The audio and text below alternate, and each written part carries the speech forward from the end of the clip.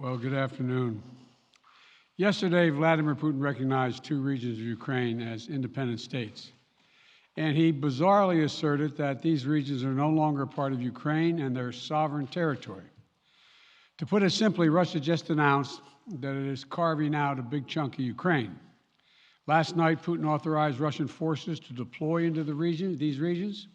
Today, he asserted that these regions are actually extend deeper than the two areas he recognized, claiming large areas currently under the jurisdiction of the Ukrainian government. He's setting up a rationale to take more territory by force, in my view. And if we listened to his speech last night, and many of you did, I know, he's setting up a rationale to go much further. This is the beginning of a Russian invasion of Ukraine, as he indicated and asked permission to be able to do from his Duma. So let's begin to, I'm going to begin to impose sanctions in response far beyond the steps we and our allies and partners implemented in 2014. And if Russia goes further with this invasion, we stand prepared to go further as with sanctions. Who in the Lord's name does Putin think gives him the right to declare new so-called countries on territory that belong to his neighbors? This is a flagrant violation of international law and demands a firm response from the international community. Over the last few months, we've coordinated closely with our NATO allies and partners in Europe and around the world to prepare that response. We've said all along, and I've told Putin to his face more than a month ago, that we would act together. And the moment Russia moved against Ukraine, Russia has now undeniably moved against Ukraine by declaring these independent states. So today, I'm announcing the first tranche of sanctions to impose costs on Russia in response to their actions yesterday. These have been closely coordinated with our allies and partners and will continue to escalate sanctions if Russia escalates. We're implementing full blocking sanctions on two large Russian financial institutions, VEB and their military bank. We're implementing comprehensive sanctions on Russian sovereign debt. That means we've cut off Russia's government from Western financing. It can no longer raise money from the West and cannot trade in its new debt on our markets or European markets either. Starting tomorrow and continuing in the days ahead, we'll also impose sanctions on Russia's elites and their family members. They share in the corrupt gains of the Kremlin policies and should share in the pain as well. And because of Russia's actions, we've worked with Germany to ensure Nord Stream 2 will not, as I promised, will not move forward. As Russia contemplates its next move, we have our next move prepared as well. Russia will pay an even steeper price if it continues its aggression, including additional sanctions. The United States will continue to provide defensive assistance to Ukraine in the meantime, and will continue to reinforce and reassure our NATO allies. Today, in response to Russia's admission that it will not withdraw its forces from Belarus, I have authorized additional movements of U.S. forces and equipment already stationed in Europe to strengthen our Baltic allies, Estonia, Latvia, and Lithuania. Let me be clear, these are totally defensive moves on our part. We have no intention of fighting Russia. We want to send an unmistakable message, though, that the United States, together with our allies, will defend every inch of NATO territory and abide by the commitments we made to NATO. We still believe that Russia is poised to go much further in launching a massive military attack against Ukraine. Hope I'm wrong about that. Hope we're wrong about that. But Russia has only escalated its threat against the rest of Ukrainian territory, including major cities and including the capital city of Kyiv. There are still well over 150,000 Russian troops surrounding Ukraine.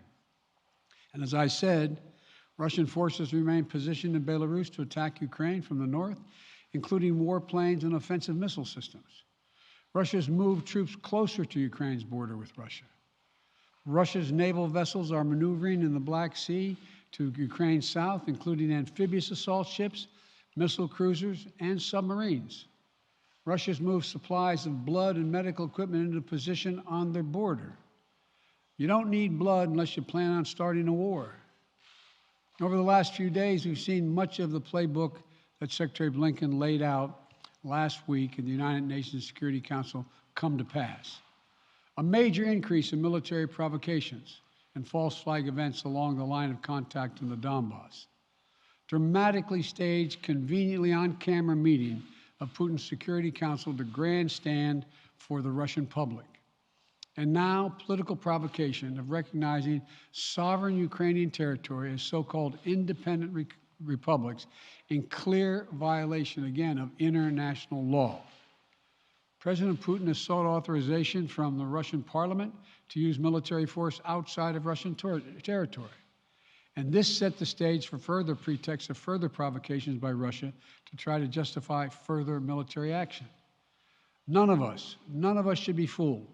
None of us will be fooled. There is no justification.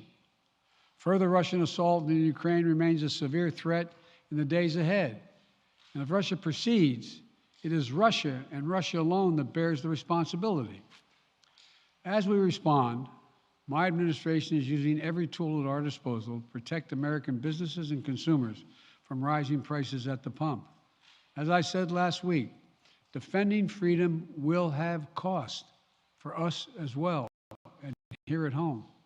We need to be honest about that. But as we do this, I'm going to take robust action to make sure the pain of our sanctions is targeted at the Russian economy, not ours. We're closely monitoring energy supplies for any disruption. We're executing a plan in coordination with major oil-producing consumers and producers toward a collective investment to secure stability in global energy supplies. This will blunt gas prices. I want to limit the pain the American people are feeling at the gas pump. This is critical to me. In the last few days, I've been in constant contact with European leaders, including with Ukrainian President Zelensky. Vice President Harris met in person with the leaders in Germany over the weekend at the Munich conference, including President Zelensky. At every step, we have shown the United States and our allies and partners are working in unison, which he hasn't been counting on, Mr. Putin. We're united in our support of Ukraine. We are united in our opposition to Russian aggression. And we're united in our resolve to defend our NATO alliance. And we're united in our understanding of the urgency and seriousness of the threat Russia is making to global peace and stability. Yesterday, the world heard clearly the full extent of Vladimir Putin's twisted rewrite of history, going back more than a century, as he waxed eloquently, noting that, well, I'm not going to go into it, but nothing in Putin's lengthy remarks indicate any interest in pursuing real dialogue on European security in the year 2022. He directly attacked Ukraine's right to exist. He indirectly threatened territory formerly held by Russia, including nations that today are thriving democracies and members of NATO. He explicitly threatened war unless his extreme demands were met. And there is no question that Russia is the aggressor. So we're clear-eyed about the challenges we're facing. Nonetheless, there is still time to avert the worst-case scenario that will bring untold suffering to millions of people if they move as suggested. The United States and our allies and partners remain open to diplomacy if it is serious. But when all is said and done, we're going to judge Russia by its actions, not its words. And whatever Russia does next, we're ready to respond with unity, clarity, and conviction. We'll probably have more to say about this as it moves on. I'm hoping diplomacy is still available. Thank you all very much. Sir, are you still open to meeting with Vladimir Putin, sir?